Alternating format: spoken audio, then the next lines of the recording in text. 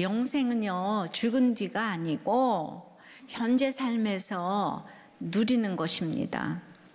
그래서 어떻게 누리는가 오늘 이제 보겠는데, 이 본문은 영원한 그 생명의 축복을 그림으로 보여주고 계십니다.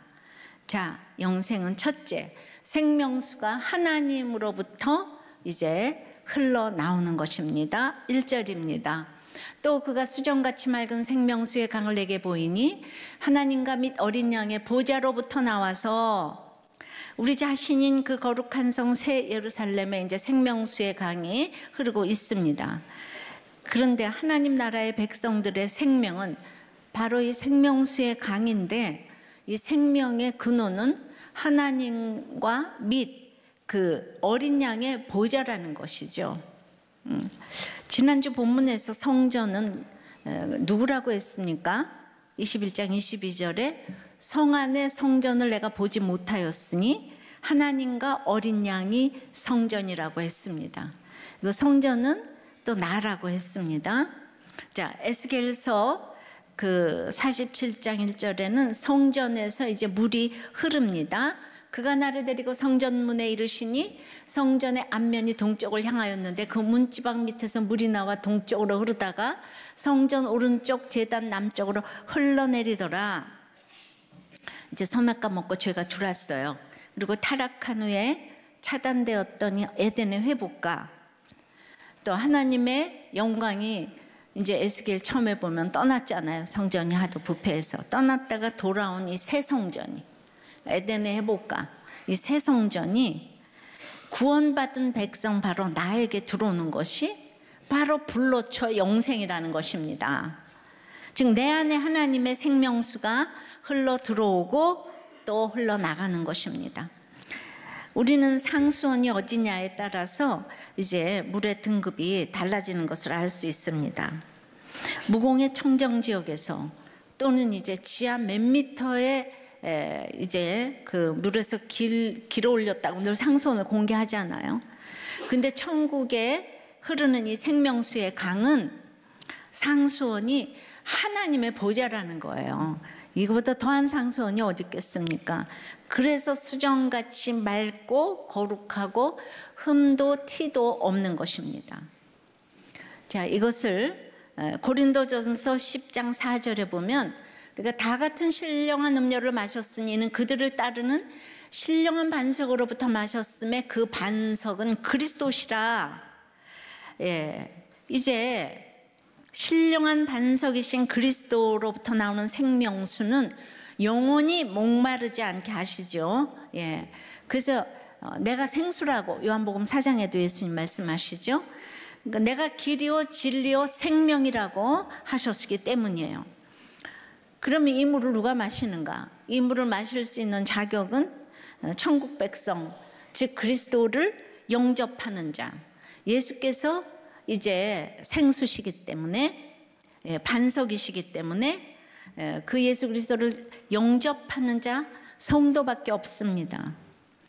그런데 이제 생수의 강이 또 흘러내려오는 것은 요한복음 7장 37절에서 9절까지 보면 명절 끝날 곧 큰 날에 예수께서 서서 외쳐 이르시되 누구든지 목마르거든 내게로 와서 마시라. 나를 믿는 자는 성경에 이른과 같이 그 배에서 생수의 강이 흘러나오리라 하시니 이는 그를 믿는 자들이 받을 성령을 가리켜 말씀하신 것이라. 이제 생수의 강이 흘러내려오는 것은 성령님의 임재를 또 뜻하기도 하고요. 이 천국에서 어둠의 영향을 전혀 받지 않고 이렇게 더욱 생수가 흘러내리니까 더욱 충만한 삶을 살게 된다는 거예요. 예, 근데 이거 다 좋은데 말이죠. 참 수정같이 맑은 생명수의 강을 그게 이제 누구라고 먹을 수 있겠어요? 날마다 이제 같은 얘기를 하지만은 10년을 들어도 이 말씀이 이제 안 들리는 거잖아요. 이거는 그 천국은 죄를 짓지 않은 자가 들어가는 곳이 아니라 내가 죄인이라는 것을 알고 용서받은 자가 들어가는 곳이잖아요. 근데 10년을 들어도 이 죄인이라는 것이 인정이 안 되니까 이 생명수 강을 아무나 못 먹는 거죠.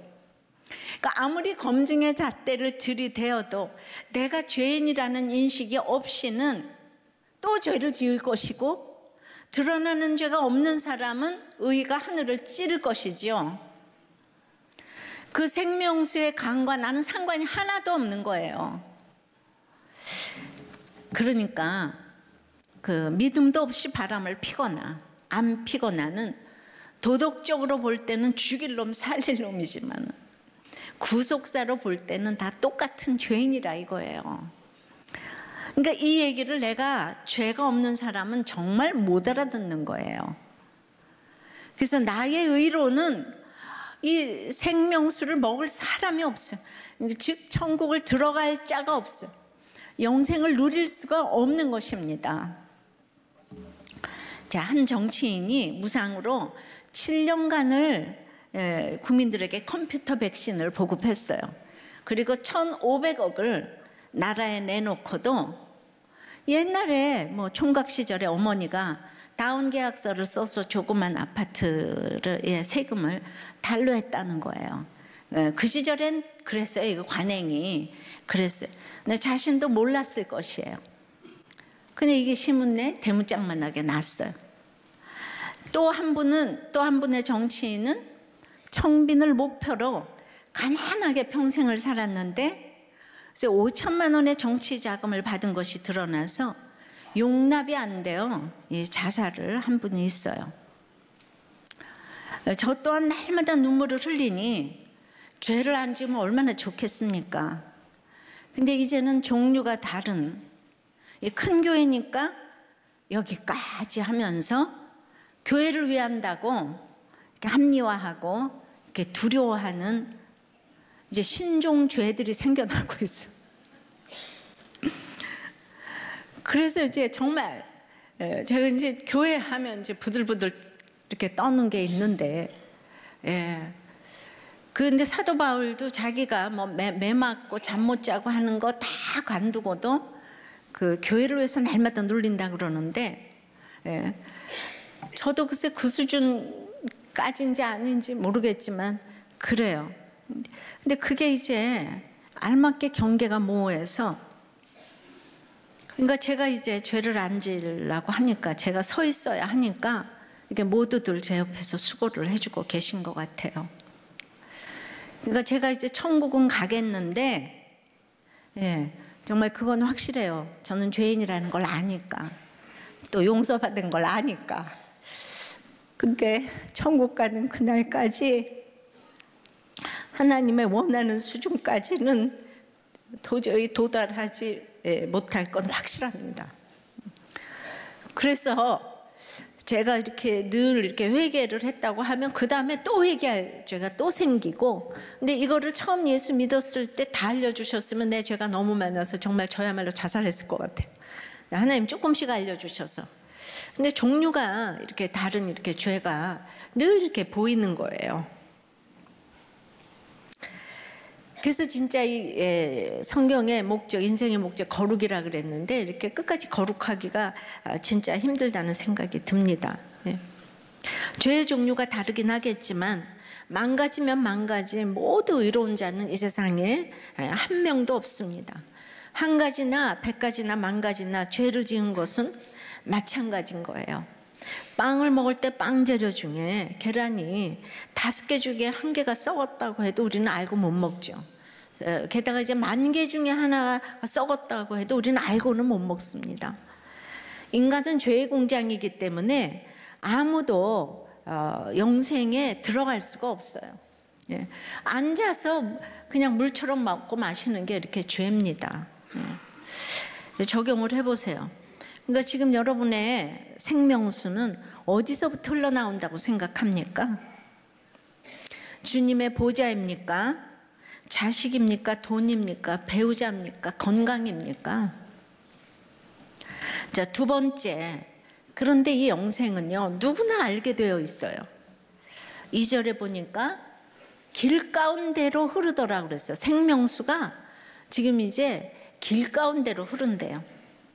이제 죄로 인해 막혔던 에덴의 강들이 회복이 되어서 이제 모든 동산을 이제 적시는 것처럼 이 생명수의 강이 길 가운데 흘러서 누구나 볼 수 있고 마실 수 있도록 했습니다. 그리고 이제 생명수의 이 강이, 생수의 강이 흘러 넘치니까 이거 이제 공짜잖아요. 그러니까 아까운 것이 없게 돼요. 그리고 이제 뭐 더 가지고 싶은 것도 없어졌어요. 모든 걸 오픈해요. 영육간에 나누게 됩니다. 그래서 내가 구원받은 것은 누구에게도 보이게 되어 있어요. 그러니까 천국의 교제는요, 상상할 수 없이 아름다워서 그 성부, 성자, 성령, 그죠? 히든 위로브가 또 이렇게 성부와 또 성자 하나님 디자인하셔서 이펙티브 파워의 성령님이 이렇게 서로 상부상조하는 이 성령의 교제는 너무 아름다워서 보고만 있어도 시간이 가는 거예요. 그러니까 우리가 생각하는 교제하고 너무 다르기 때문에 이 땅의 사람들은 그걸 이해를 못합니다. 그러니까 예수님 만난 자는 저절로 길 가운데 흐르는 이제 강이 되고 강 좌우의 생명나무가 되는 것입니다. 그리고 이제 너무 좋은 물을 마시기 때문에 나를 보면 이 144규빗에 나를 보면은 다 배설물로 여겨지기 때문에 오픈하고 부끄러운 것이 없고 이제 비밀이 없습니다. 이것이 생명의 역사예요. 그러니까 이건 에덴의 문자적인 회복이 아니고 이제 완전한 회복을 의미하는 것입니다. 한마디로 내가 예수 믿고 구원받은 것은 내가 알고 다른 사람들이 다 알게 되어 있다는 것이에요. 그런데 이러죠. 교회를 나와도 자기가 천국 간다는 것을 어떻게 안다고 저렇게 교만하게 말하지? 그런데 그것은 정말 아직 영생을 맛보지 못했기 때문이에요.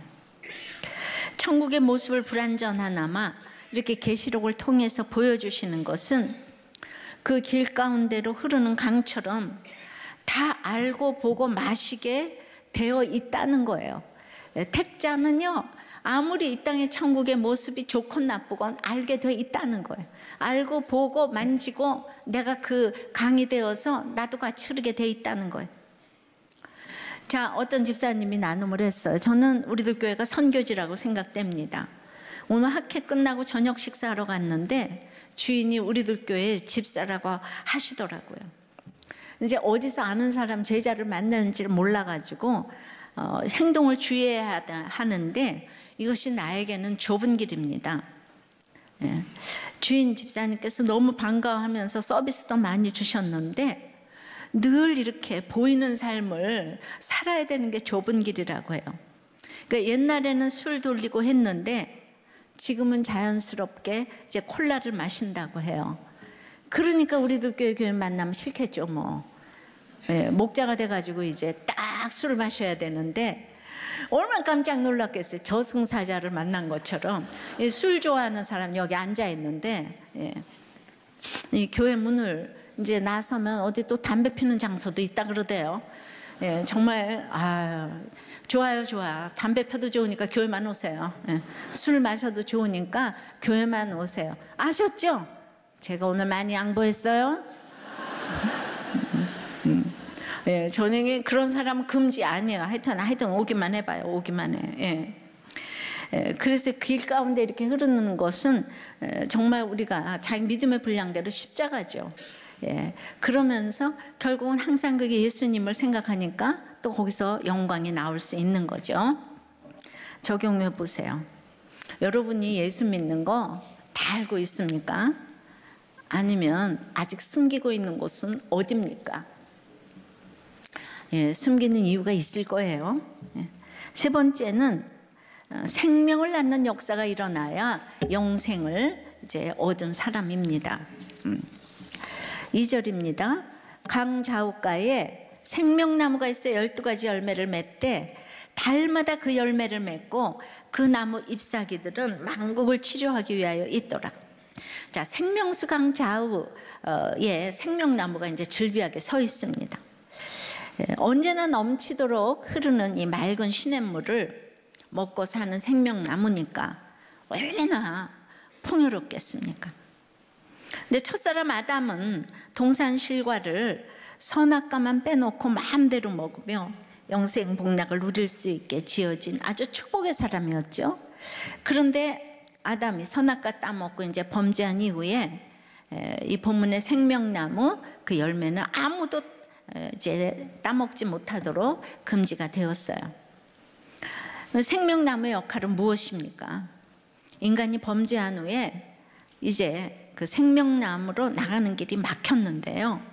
그래서 죽음과 악과 음란이 이 세상에 들어오게 되었습니다. 그래서 모든 인류가 죄의 싹신 이렇게 이제 사망의 저주를 이제 받게 되었어요. 그래서 사망에 쏘는 것을 이제 내가 다 받게 됩니다. 그러나 사랑의 하나님은 길을 열어 주셨어요. 하나님의 사랑은 인생의 문제를 단번에 영원히 해결해 주셨어요. 그것은 생명의 원천이며 생명수이자 생명의 떡이신 예수님을 우리에게 보내주신 것입니다. 그래서 인생의 이 문제 해결을 위해 오셔서 십자가 대속의 죽음을 당하시고 부활 승천하셨어요. 그러므로 생명수가 길 가운데로 흘러 생명을 공급하듯이 죽었던 인생이 예수 그리스도로 말미암아 새 생명으로 소생을 하게 되는 것입니다. 예수 그리스도를 믿는다는 조건으로 영생하게 되는 은혜의 새 언약이 성취가 된 것입니다. 그래서 계시록 2장 7절에는 이기는 그에게는 내가 하나님의 낙원에 있는 생명나무의 열매를 주어 먹게 하리라 라고 했습니다. 근데 신천지는 이 신천지의 교주가 자신이 생명나무가 되어서 사람들을 영생케 하는 이 물을 주고 또 이제 그 열매는 신천지의 교훈이라고 해요. 이거 너무 아니잖아요, 그죠? 근데 왜 신천지 사람들이 이 얘기를 못 알아듣냐 하면 이 고난이 없어가지고 이 성경 공부해서 잘 살아보려고 하니까 이 전혀 안 들리는 거예요. 여기 이렇게 오래 와서 앉아 계신데도 안 들리니까 저 이렇게 신천지 카밍아웃을 아직 안 하잖아요. 동성애도 하는데. 그러니까 동성애보다 더한 게 이단에 속한 자는 한두 번 온 게 아니라 멀리 하라 그러잖아요. 이 욕심이 충천해서 이단은 다 욕심 때문에 가는 거예요.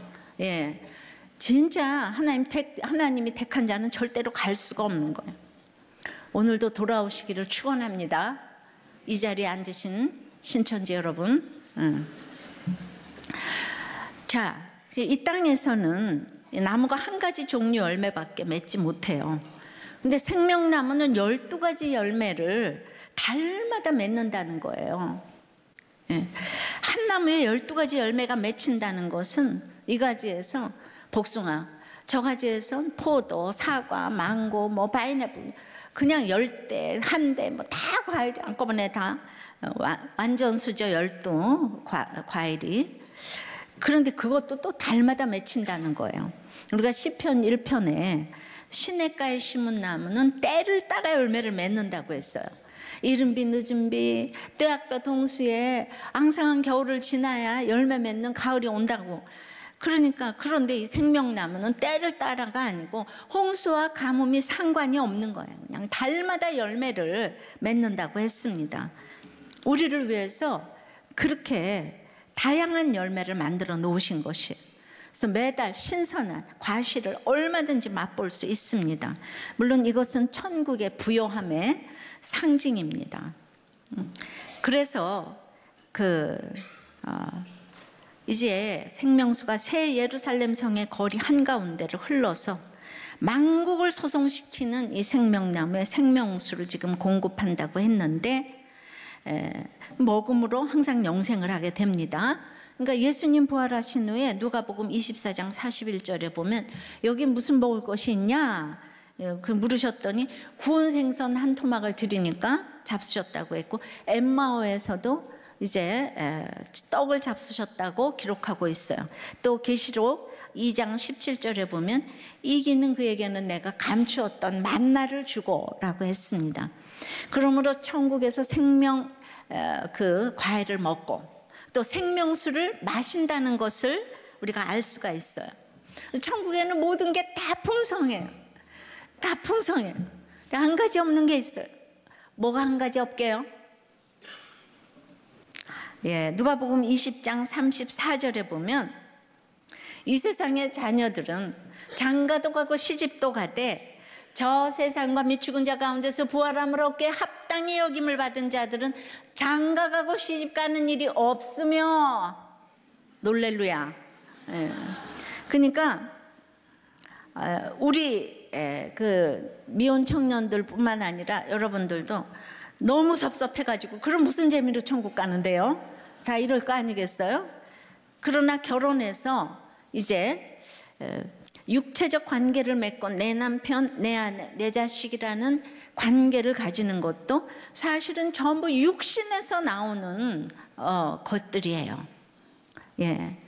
그러니까 지금은 이해가 안 될 수 있지만 이걸 후에는 알 거예요.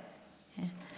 그러니까 이제 이렇게 지금 내 식구 너무 좋아서 난리인데 천국에는 내 자녀, 내 부인, 남편으로 안 만난다는 거예요. 천국에는 구원받은 자들만 간다는 거예요. 근데 지금 여기 그렇게 좋아하는데 같이 천국에 못 가는 거예요. 근데 어떻게 안타깝지 않을 수가 있어요. 지금 여러분들의 사랑이 얼마나 얄팍한지 아시겠죠? 구원 때문에 애통하고 눈물 흘리는 것에 대해서 사람들은 조롱을 하잖아요. 그죠? 근데 이 짧은 인생길에 아무리 살면 뭐 하겠어요? 진시황이 나라를 다 주어도 얻고자 하는 불로초를 못 얻잖아요. 그런데 이걸 모르니까 그렇게 지금 구원 때문에 안타까워하는 식구들을 조롱하는 거예요. 지금 이해가 안 돼요. 그러니까 자식을 객관적으로 내려놓는 것이 이게 지경이 넓어지는 비결이에요. 누구도 못 내려놓으니까. 그래서 객관적으로 내려놓는 것만큼 정말 주의 백성들을 주께 인도하는 그 지경이 넓어지는 거예요.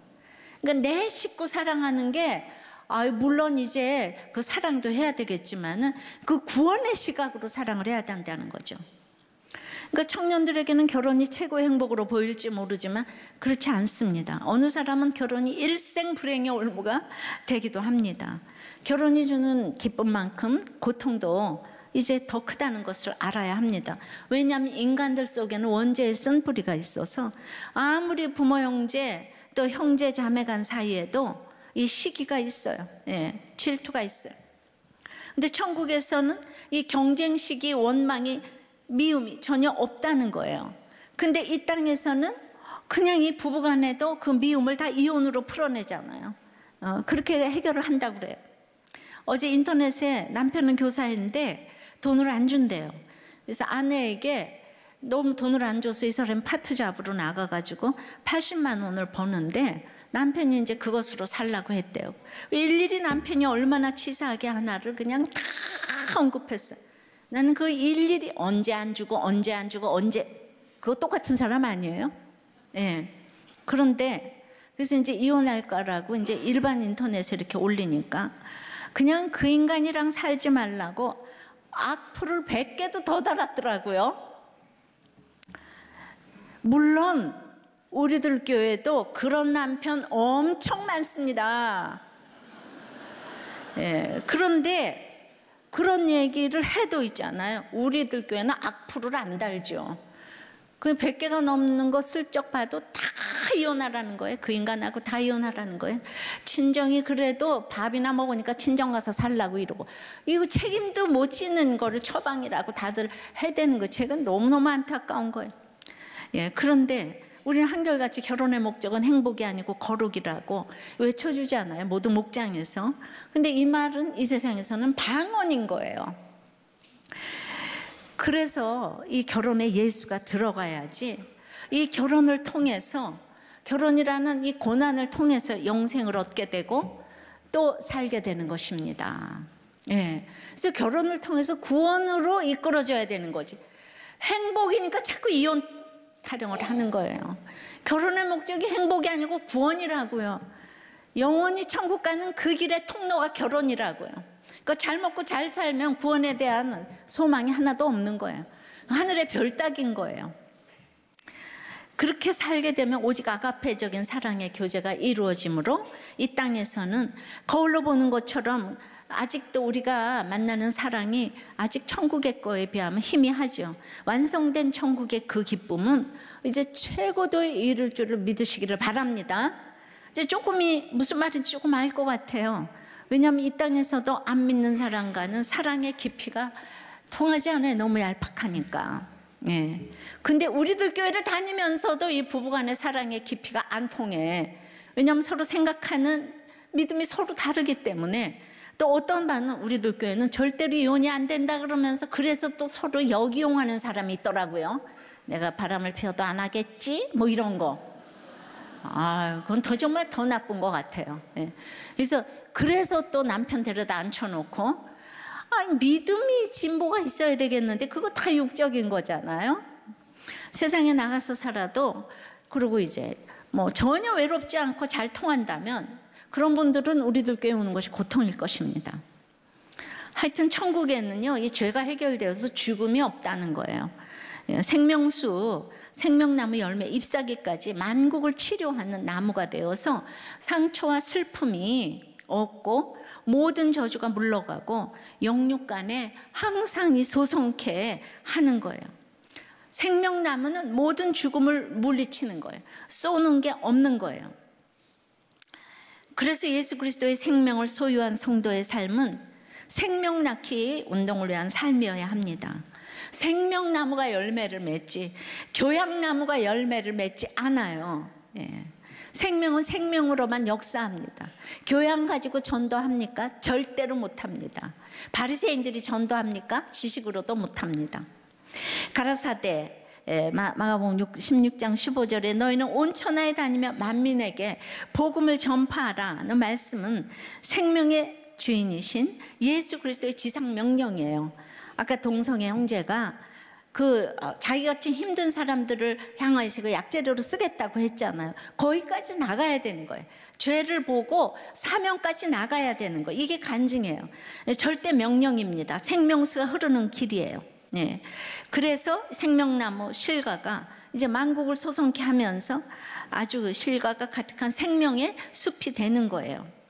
그렇게 우리가 충만한 삶을 이제 살게 된다면 그 생명나무는요, 우리가 이 땅에 완전치 못하잖아요. 우리의 죄를 막아주는 역할을 또 합니다.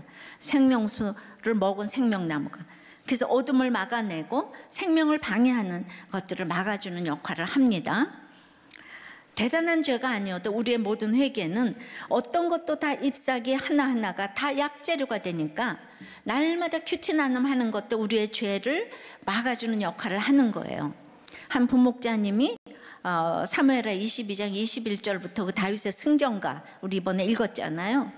그래서 이제 깨끗함을 하나님께서 갚아주셨다고 했는데 본인은 이제 깨끗지 못하고 악한 자기를 보면서 이런 나눔을 했어요.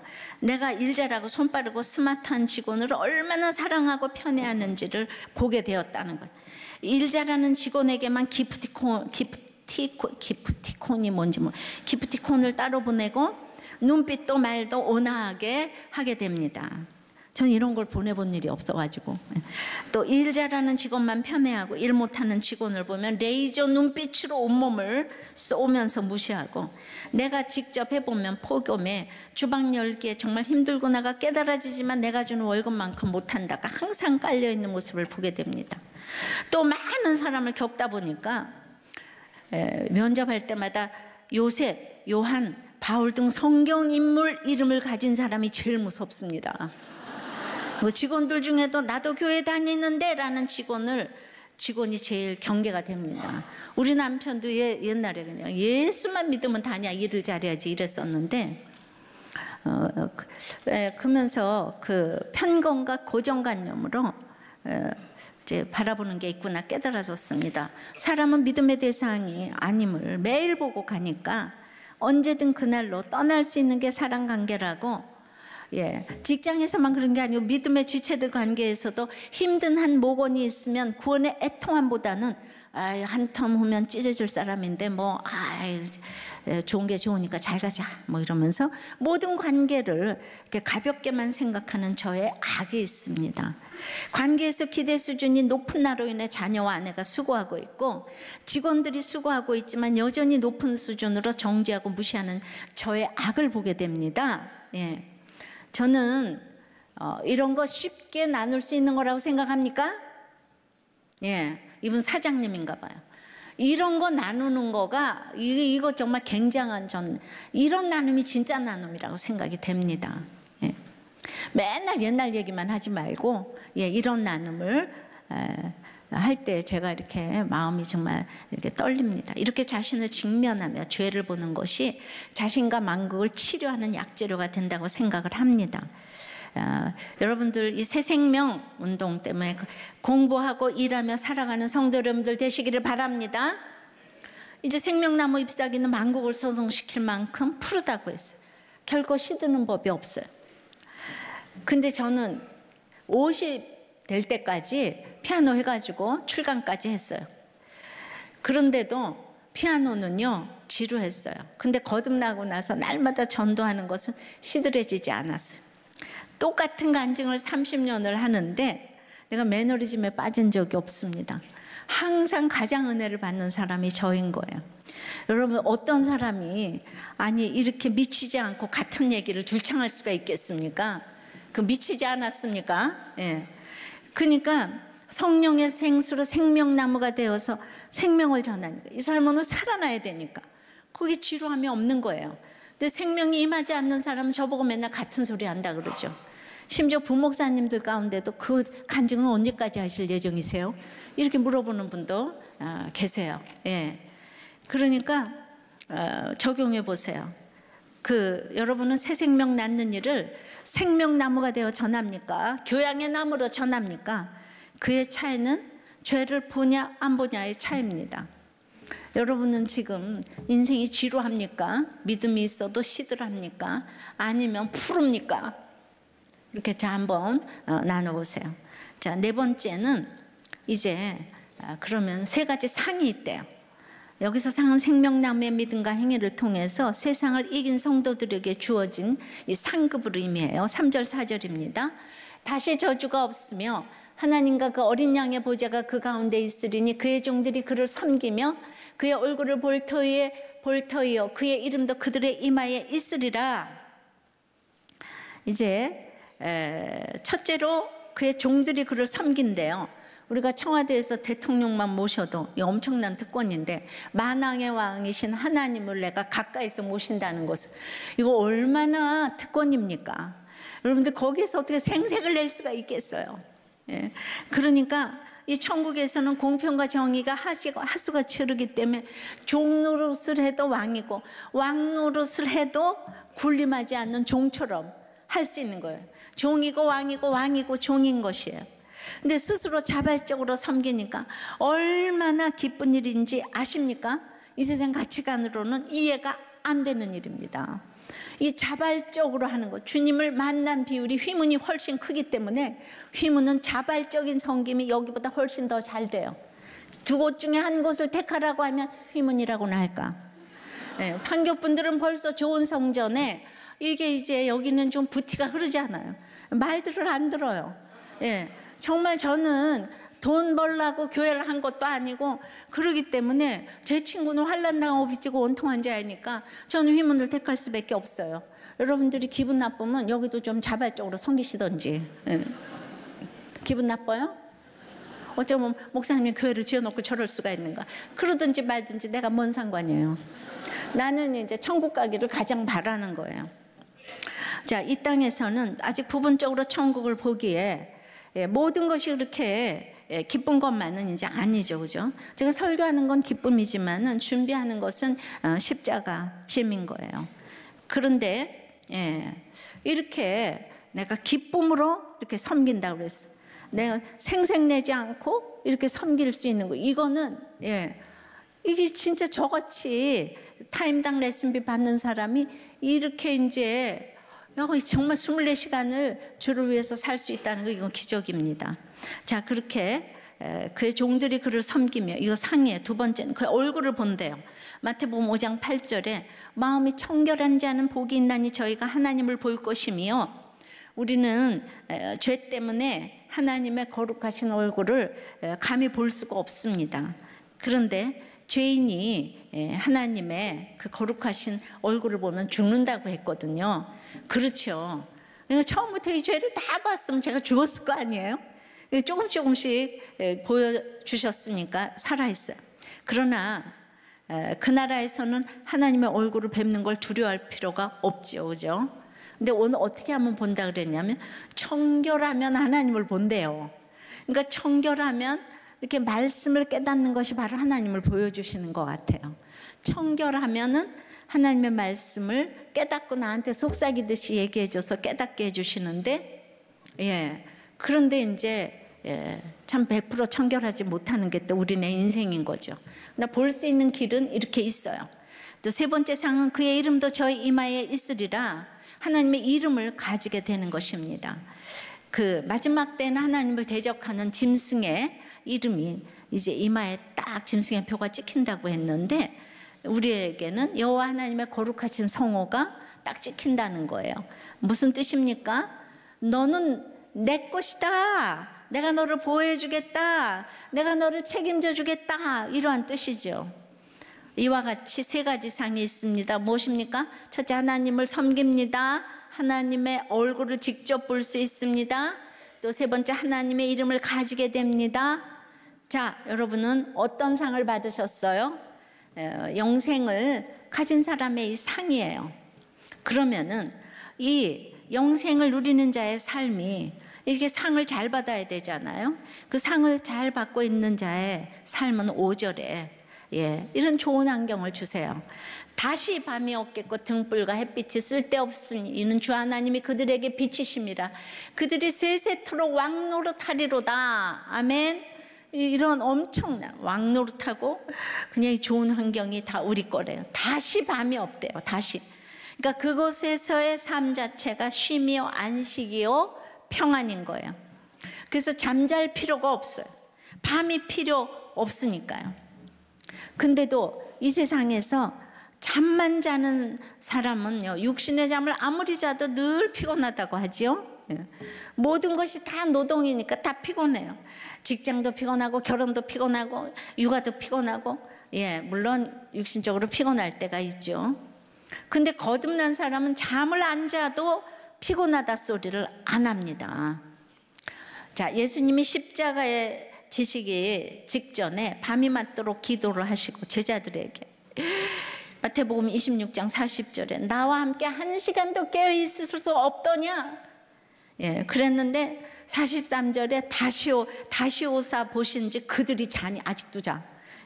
그런데도 뭐라 그래요? 그들의 눈이 피곤함일로라. 잠만 자고 있고 기도도 안 하는데 피곤하대. 그러니까 이제는 때가 가까이 왔으니 자고 쉬라고 그러세요. 나를 파는 자가 가까이 왔다.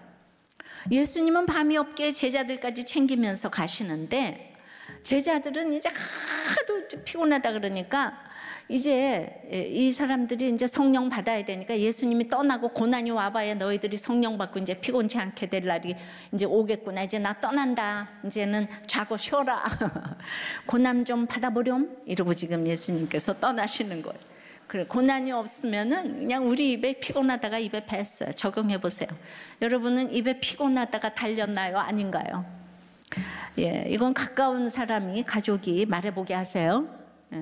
근데 제가 물론 몸이 약하고 암도 걸렸어요. 근데 가만히 생각해 보니까 제 입에서는 그렇게 피곤하다가 이렇게 나오지는 별로 않는 것 같아요. 사역자들한테도 가서 좀 물어볼게요. 식구들한테도 가서 물어보시던지.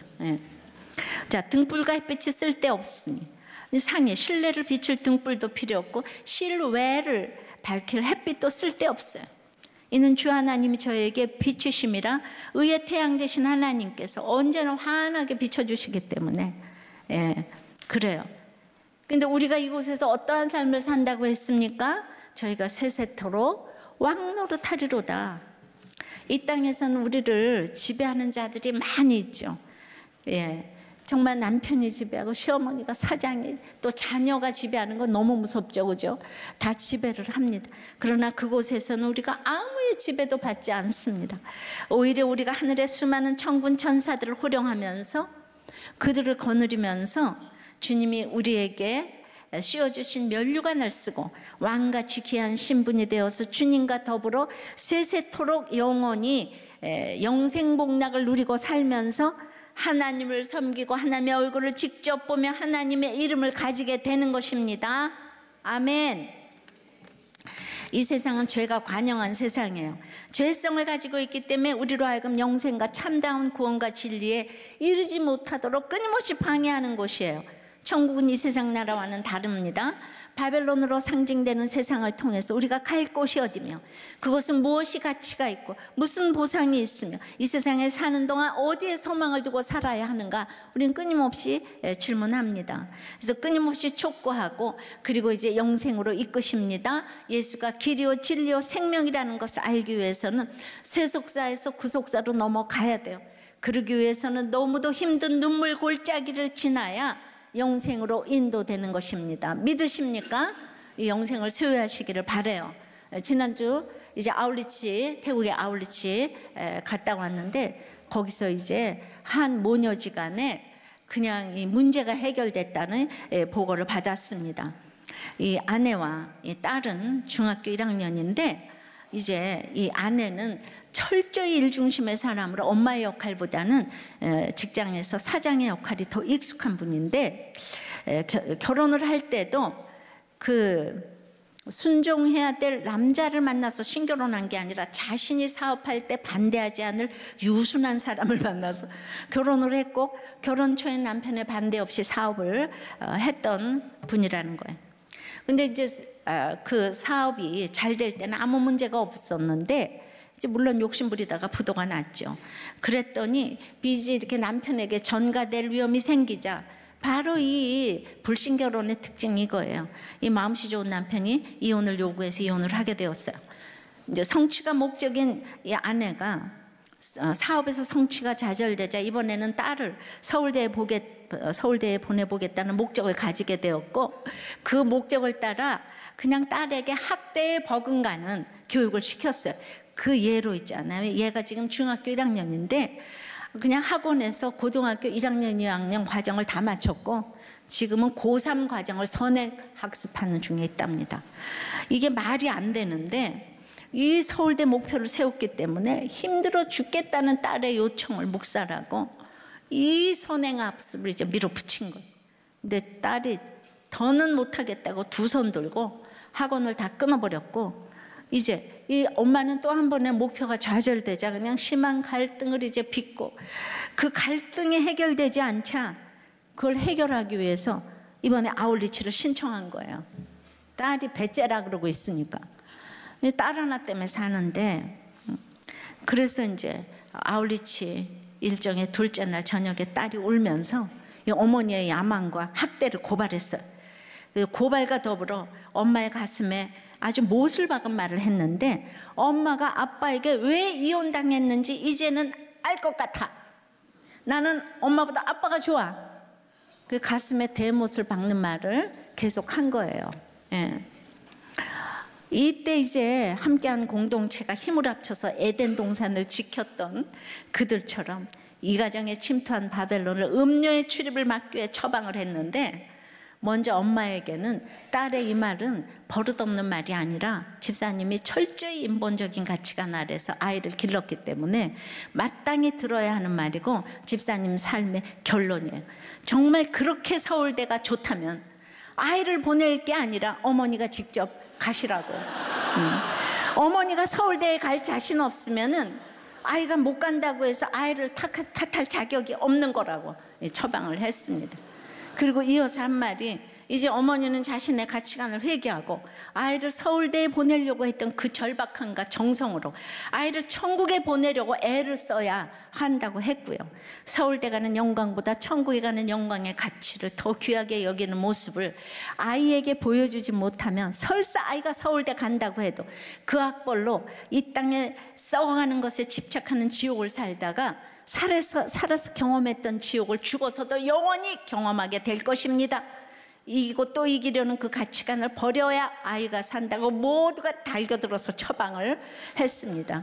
그러자 이 집사가 그 자리에서 무릎을 꿇고 자신의 잘못된 가치관 때문에 딸이 죽어가고 있었던 것을 인정했고, 자신이 천국보다 서울대의 가치를 더 영광스럽게 여기는 이 인본적인 사람인 것을 변명하지 않고 회개했습니다. 그리고 적용하기를, 이제는 딸이 공부할 때 최선을 다해 지원은 하되 다시는 서울대에 대해 강요하지 않기로 했고, 주시고 내 자녀를 하나님이 길러주시기를 바라며 남의 자식 기르는 교육부에 교사로 지원하겠다고 적용을 하였습니다. 아멘.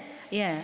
그러니까 이제 그 엄마의 회개의 모습 앞에서 이제는 공동체가 이 딸에게 달겨들어서 처방하기를 네가 엄마의 모습에서 위대하게 봐야 할 것은 너를 애써 길렀던 노력에 대해 생색내지 않고 자신의 죄를 온전히 인정하는 이 회개를 가장 위대한 모습으로 알고 기억해야 한다고 했고, 엄마가 모든 사람 앞에서 수치를 당하며 회개하는 이유는 바로 너를 살리기 위함이고 이것이 내가 기억해야 될 엄마의 가장 큰 사랑이라고 처방을 이제 했답니다. 그리고 모두 보는 앞에서 서로 사랑하라고 말하며 안아주라고 하자 엄마가 딸에게 사랑한다고 했고 아이도 엄마에게 사랑한다고 했고 그날 밤에 두 사람이 꼭 끌어안고 잠을 잤다는 얘기예요.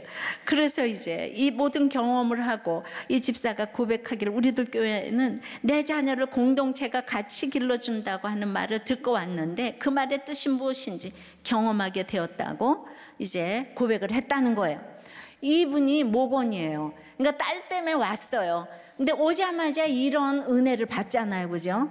근데 예수가 없으면 영생을 어떻게 누리겠어요? 지옥을 사는데 나중에도 지옥 가는데, 여러분들 이렇게 영생에 이르는 것이고 이렇게 여러분들이 생명나무를 이제 열매를 먹고 다른 사람들에게 먹게 하실 줄을 믿습니다. 그 영원한 생명을 가진 자답게 이렇게 살아가지 못하는 것들을 불쌍히 여겨 주시옵시고, 그럼에도 하나님 나의 부족함에도 하나님의 이름을 내 이마에 아버지 하나님 찍어주시는 그 주님을 신뢰합니다. 내가 잘나서가 아니라 나의 죄를 용서해 주신 그 하나님을 또 한편에서 신뢰합니다. 나 하나님이 원하시는 그만큼 살아드리지 못하는 이 죄송함을 하나님 앞에 고백하며 우리 모두 오늘 영생에 이르는 것은 내가 잘나서가 아니라 정말 만 가지 죄악 아버지 안에 없는 사람이 하나도 없는데 오늘 나를 위해 죽어주신 예수님을 믿기만 하면 이 영생에 똑같이 저와 그 한 사람이 똑같이 올라가게 될 줄을 믿습니다. 제가 먼저 믿었다고 뭐 좋은 자리 가는 것이 아니라 저와 똑같은 상급으로, 구원의 상급으로 가게 될 줄을 믿사오니 나를 위해 죽어주신 예수님을 믿고 나의 죄를 용서해 주신 그 주님을 믿고 같이 영생에 아버지 안에 이르는 아버지 우리 모두가 될 수 있도록 주여 은혜를 내려 주시옵소서. 예수 그리스도 이름으로 기도드리옵나이다. 아멘.